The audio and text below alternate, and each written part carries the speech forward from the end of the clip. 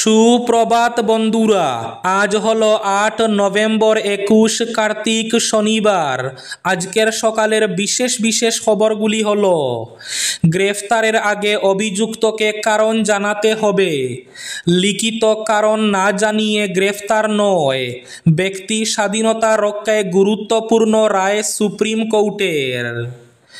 এখনও অরুণোদয় প্রকল্পের টাকা দেওয়ার তারিখ পরিবর্তন করা হয়নি, তাই এই মাসেও নভেম্বর মাসের টাকাও আসবে 10 তারিখে। বেশ কয়েকজন বিজেপি নেতা দিল্লি এবং বিহার দু জায়গাতেই ভোট দিয়েছেন, বললেন রাহুল গান্ধী।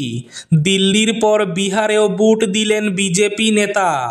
কমিশনের ভূমিকা নিয়ে প্রশ্ন বিরোধীদের। এবার পাহাড় লাইনে যা চকচকে এলএইচবি রেখে ছুটবে কাঞ্চনজঙ্ঘা এক্সপ্রেস ট্রেন। রাজ্যে আবার শুরু হচ্ছে বৃহৎ উচ্ছেদ অভিযান। কাল দখলমুক্ত হবে ১,১৪৩ বিঘা জমি। আবহাওয়া পরিবর্তনের মার, হেমন্তেও শাকসবজির আকাল। বরাক উপত্যকায় ফলমূলের দামও চড়া, নাজেহাল মানুষ। মাছ ধরাকেই কেন্দ্র করে নৃশংস হত্যাকাণ্ড ঘটেছিল কাছাড় জেলায়। থানায় মামলা, মুখ্যমন্ত্রীর হস্তক্ষেপ দাবি। অবাক কাণ্ড, মৃত ভেবে সৎকারের প্রস্তুতি শুরু। আত্মীয় স্বজনের কান্নাকাটির মাঝেই জেগে উঠলেন ৭০-এর বৃদ্ধ। শিলচরে জমি অধিগ্রহণে আতঙ্কের কিছু নেই। উড়াল সেতু নিয়ে বিশাল নাহাটা ২.৩ metre. Premtala petrol pump Chaitanya press সর্বাধিক ২.৬৫ মিটার। বার্তা পূর্ত বিভাগের। শিলচর ক্যাপিটাল থেকে প্রেমতলা পোর্টাল ফ্রেম, বাকি অংশে সিঙ্গুল পিলার। পাতারকান্দিতে গুলা জল সরবরাহ করছে পিএইচই, খুব জনমনে।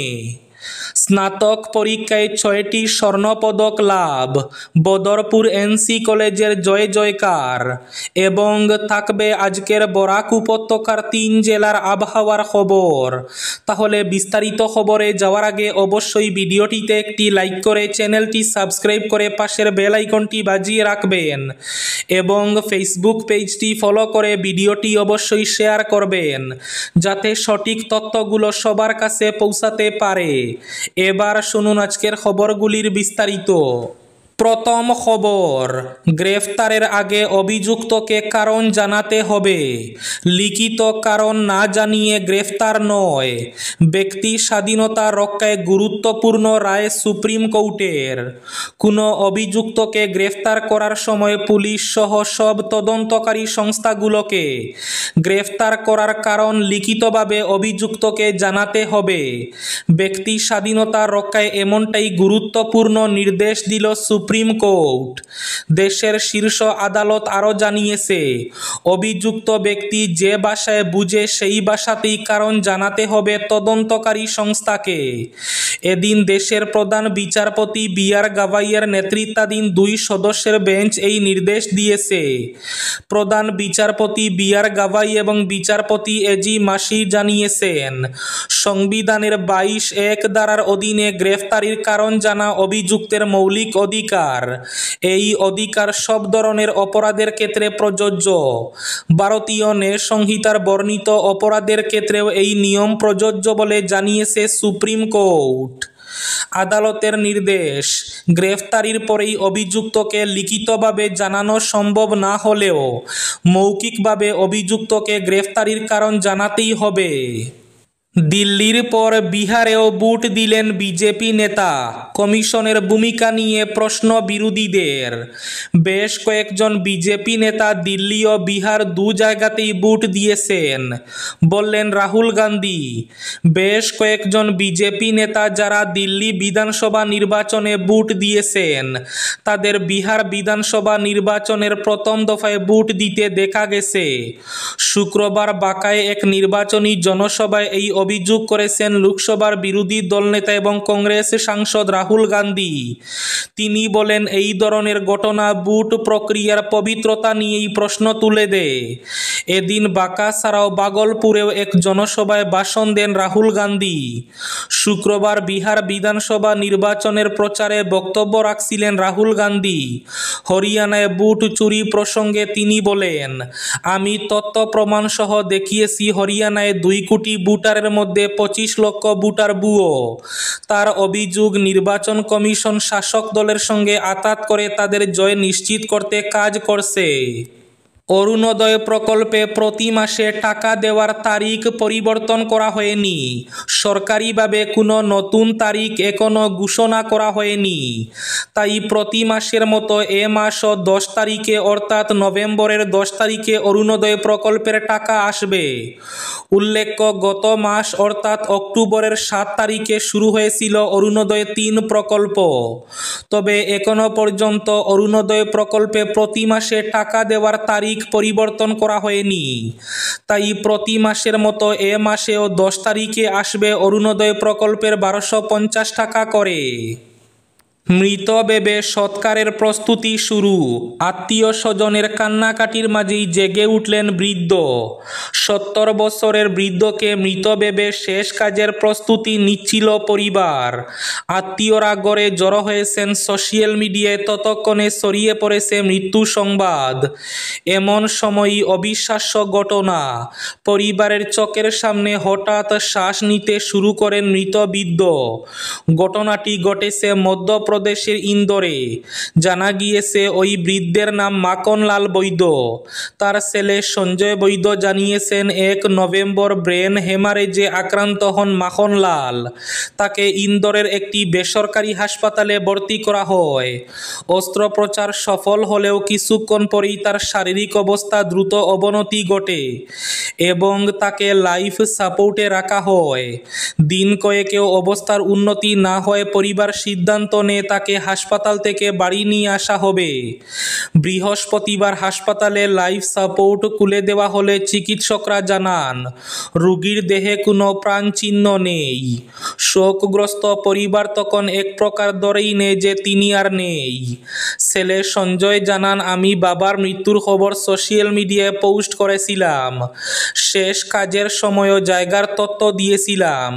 সবাই জড়ো হচ্ছিলেন, তখনই দেখি বাবা শ্বাস নিতে শুরু করেছেন। মুহূর্তের মধ্যে শোকের পরিবেশ বদলে যায় আনন্দের মুহূর্তে। এ যেন নতুন জন্ম। সঞ্জয়ের বাসায় এটা সত্যি এক অলৌকিক ঘটনা। বাবা এখন বাড়িতেই আছেন, ধীরে ধীরে সেরে উঠছেন। আমরা সবাই প্রার্থনা করছি তিনি যেন পুরোপুরি সুস্থ হয়ে উঠেন। স্নাতক পরীক্ষায় 6টি স্বর্ণপদক লাভ। বদরপুর এনসি কলেজের জয় জয়কার। আসাম বিশ্ববিদ্যালয়ের অধীনে স্নাতক স্তরের পরীক্ষায় বদরপুরের এনসি কলেজের 6 জন শিক্ষার্থী প্রথম শ্রেণীতে প্রথম স্থান অর্জন করে স্বর্ণপদক লাভ করেছেন। 2 জন পড়ুয়া প্রথম শ্রেণীতে দ্বিতীয় স্থান অর্জন করেছেন। আসাম বিশ্ববিদ্যালয়ের অধীনে 2024 সালের ডিগ্রি পরীক্ষায় বদরপুরের এনসি কলেজের বাংলায় সুমাইয়া ইয়াসমিন প্রথম বিভাগে প্রথম স্থান অর্জন করেছেন।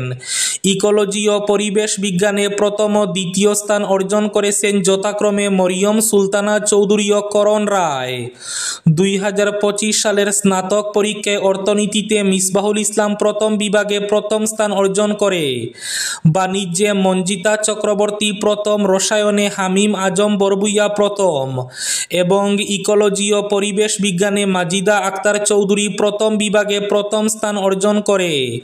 ইকোলজি ও পরিবেশ বিজ্ঞানে রাশিদা বেগম প্রথম বিভাগে দ্বিতীয় স্থান অর্জন করে কলেজের সুনাম বৃদ্ধি করেছেন। জমি অধিগ্রহণে আতঙ্কের কিছু নেই। উড়াল সেতু নিয়ে Bishal Nahata 2.3 metre. Premtala petrol pump Chaitanya press সর্বাধিক 2.65 মিটার। বার্তা পূর্ত বিভাগের। ক্যাপিটাল থেকে প্রেমতলা পোর্টাল ফ্রেম, বাকি অংশে সিঙ্গল পিলার। ক্যাপিটাল থেকে রাঙ্গিরখাড়ি ফ্লাইওভার নির্মাণে। শিলচর সেন্ট্রাল রোড থেকে প্রেমতলা পর্যন্ত পর্যন্ত রাস্তার দুপাশের ব্যবসা প্রতিষ্ঠানগুলির কতটা জায়গা ভাঙা পড়বে, ব্যবসায়ীদের কী পরিমাণ জমি অধিগ্রহণ করবে সরকার, এ নিয়ে রীতিমতো আতঙ্ক দেখা দিয়েছে ওই অংশের ব্যবসায়ী এবং বাড়িঘরের মালিকদের মধ্যে। এ ব্যাপারে এক পূর্ত বিভাগের খোঁজ নিয়ে জানা গেছে, সেন্ট্রাল রোড থেকে প্রেমতলা পর্যন্ত অংশে আতঙ্কিত হবার মতো প্রচুর পরিমাণ জমি অধিগ্রহণ করবে না সরকার। পূর্ত বিভাগের দেওয়া তথ্য অনুযায়ী সেন্ট্রাল রোড থেকে প্রেমতলা পর্যন্ত অংশে সর্বাধিক 2.65 মিটার পর্যন্ত জমি নেওয়া হবে ফ্লাইওভারের জন্য। ফলে বিভাগের দাবি, এই মেগা প্রকল্পের জন্য 2.5 মিটার বা এর চেয়ে খানিকটা বেশি জমি নিলে ব্যবসায়ীরা কোনো ধরনের বড়সড় ক্ষতির মুখে পড়বেন না। এদিকে কিভাবে তৈরি হবে শিলচরবাসীর স্বপ্নের মেগা প্রকল্প ফ্লাইওভার? ক্যাপিটাল পয়েন্ট থেকে শুরু হলেও সেন্ট্রাল রোডের মতো সবচেয়ে ছোট সরু রাস্তা দিয়ে ফ্লাইওভার কি আদৌ এগোতে পারবে? ফ্লাইওভার বা এলিভেটেড করিডোর হয়ে গেলে নিচে কি গাড়ি চলাচল করার মতো রাস্তা থাকবে? এসব প্রশ্ন এবং উত্তর নিয়ে শহরে নানা ধরনের জল্পনা চলছে। এমনকি বহু মানুষ, বিশেষ করে সেন্ট্রাল রোড ও প্রেমতলার ব্যবসায়ী এবং বাসিন্দারা প্রকল্পটিকে নিয়ে চিন্তা এবং আতঙ্কের মধ্যে রয়েছেন। ফ্লাইওভার হয়ে জায়গাটা অন্ধকার হয়ে গেলে এখানে কি আর ব্যবসা প্রতিষ্ঠান চালানো যাবে?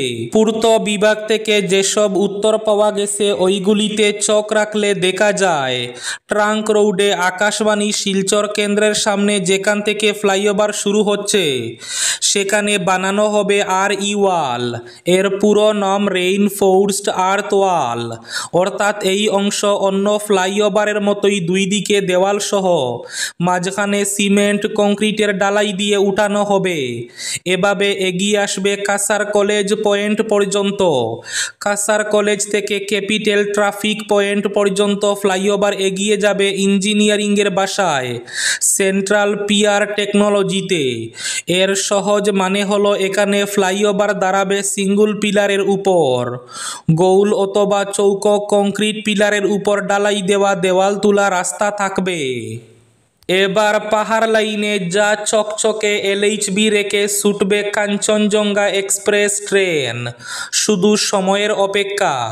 খুব শীঘ্রই 13173/13174 শিয়ালদহ সাব্রুম শিয়ালদহ কাঞ্চনজঙ্ঘা এক্সপ্রেস এবার থেকে ইন্টিগ্রাল কোচ ফ্যাক্টরির বদলে আধুনিক লিঙ্কে হফম্যান বুশ জারকে চলাচল করবে। বর্তমানে এই ট্রেন মান্দাতা আমলের ICF কোচ দিয়ে চালানো হচ্ছে। ঠিক তেমনি 13175/13176 শিয়ালদহ শিলচর শিয়ালদহ কাঞ্চনজঙ্ঘা এক্সপ্রেসও সেই মান্দাতা আমলের ICF কোচ দিয়ে চালানো হচ্ছে। উল্লেখ্য, বদরপুর লামডিং পাহাড় লাইন দিয়ে চলা দুইটি কাঞ্চনজঙ্ঘা এক্সপ্রেসের অন্দরমহল নিয়ে প্রচণ্ড ক্ষোভ রয়েছে যাত্রীদের মধ্যে। কখনো এসি কোচে এসি চলছে না, স্লিপার কোচের অবস্থা খুবই খারাপ, বৃষ্টি হলেই কোচের ভেতর জল পড়ছে, রয়েছে অন্যান্য সমস্যাও। পাতারকান্দিতে গুলা জল সরবরাহ করছে PHE, খুব জনমনে। পাতারকান্দি জনস্বাস্থ্য কারিগরি বিভাগের অধীনস্থ 2 নম্বর পানীয় জল সরবরাহ প্রকল্প থেকে স্থানীয় গ্রাহকদের মধ্যে সম্প্রতি গুলা এবং অপরিশোধিত জল সরবরাহ করা হচ্ছে। এই ঘটনায় প্রকল্পটির আওতাভুক্ত নিয়মিত গ্রাহকরা রীতিমতো ক্ষুব্ধ এবং গভীর উদ্বেগের মধ্যে রয়েছেন। স্থানীয় থানা সংলগ্ন এই প্রকল্প থেকে দীর্ঘ 1 সপ্তাহ ধরে নিম্নমানের জল সরবরাহের অভিযোগ উঠেছে। অভিযোগ, গত 1 সপ্তাহ থেকে এই পানীয় জল প্রকল্পে দায়িত্বপ্রাপ্ত কর্মীরা পানীয় জলে কোনো ধরনের কোনো পরিশোধিত ঔষধ ব্যবহার না করে নদী থেকে প্রাপ্ত জল সরাসরি গ্রাহকদের মধ্যে যোগান ধরে চলেছেন। ফলে স্বাভাবিকভাবে এই অপরিশোধিত জল থেকে নানা ধরনের পেটের সমস্যা দেখা দিচ্ছে। তারা বলেন, প্রতি মাসে জল সরবরাহের নামে গ্রাহকদের কাছ থেকে নির্ধারিত ফি সংগ্রহ করা হলেও গ্রাহকরা সঠিক পরিষেবা পাচ্ছেন না। মাছ ধরাকেই কেন্দ্র করে নৃশংস হত্যাকাণ্ড ঘটেছিল কাছাড় জেলায়। কাছাড় জেলার সুনাইয়ের শিলডুবি প্রথম খণ্ডে মাছ ধরাকেই কেন্দ্র করে ঘটেছিল ওই নৃশংস হত্যাকাণ্ড। শালগঙ্গা খাল থেকে উদ্ধার হয়েছিল নিখোঁজ এক যুবকের মৃতদেহ। মৃতের নাম দুর্গাচরণ গুয়ালা। শুক্রবার এই ঘটনার পর নিহতের পরিবার থানায় লিখিত অভিযোগ দায়ের করেছে। অভিযোগে হত্যাকারী হিসাবে নাম উল্লেখ করা হয়েছে শিলকুড়ি ক্যাম্প এলাকার বাসিন্দা সৌরভ দাসের। পরিবারের দাবি, সৌরভ দাসের লিজ নেওয়া ফিশারিতে দুর্গাচরণ মাছ ধরেছিলেন, আর এই সামান্য ঘটনাকে কেন্দ্র করেই তাকে পিটিয়ে খুন করা হয়েছে। আজকের বরাক উপত্যকার 3 জেলার আবহাওয়ার খবর। আজ বরাক উপত্যকার 3 জেলার আকাশ ফর্সা থাকার পূর্বাভাস। শিলচর কাছাড়ে আজ সর্বোচ্চ তাপমাত্রা থাকবে 31 ডিগ্রি সেলসিয়াস এবং সর্বনিম্ন তাপমাত্রা থাকবে 24 ডিগ্রি সেলসিয়াস। শ্রীভূমি তথা করিমগঞ্জ জেলায় আজ সর্বোচ্চ তাপমাত্রা থাকবে 31 ডিগ্রি সেলসিয়াস এবং সর্বনিম্ন তাপমাত্রা থাকবে 23 ডিগ্রি সেলসিয়াস। হাইলাকান্দি জেলায় আজ সর্বোচ্চ তাপমাত্রা থাকবে 30 ডিগ্রি সেলসিয়াস এবং সর্বনিম্ন তাপমাত্রা থাকবে 23 ডিগ্রি সেলসিয়াস। এবার শেষ খবরটি, আবহাওয়া পরিবর্তনের মার। হেমন্তেও শাকসবজির আকাল বরাকে। হেমন্তেও যে শাকসবজির অভাব অনুভব হবে তা কিন্তু সকলের চিন্তার বাইরে ছিল। বরাক উপত্যকায় সাধারণত এই সময়ে অসংখ্য শাকসবজির সম্ভার বাজারে দেখা যায়। আর এই সুসময়ে শাকসবজির আকাল কেন সাধারণ মানুষ তা বুঝে উঠতে পারছেন না। অভিজ্ঞরা বলছেন এটাই আবহাওয়া পরিবর্তনের মার। শাকসবজির বাজারের সাথে পাল্লা দিয়ে ফলেরও আকাল দেখা দিয়েছে। শাকসবজি ও ফলের অস্বাভাবিক মূল্যবৃদ্ধিতে নাভিশ্বাস উঠছে নিম্ন মধ্যবিত্তের। সাধারণ মানুষ নিজেদের ইচ্ছে মতো কিনতে পারছেন না শাকসবজি ও ফলমূল। এই ছিল আজকের সকালের বিশেষ বিশেষ খবরগুলি। ভিডিওটি অবশ্যই লাইক করে শেয়ার করে দেবেন।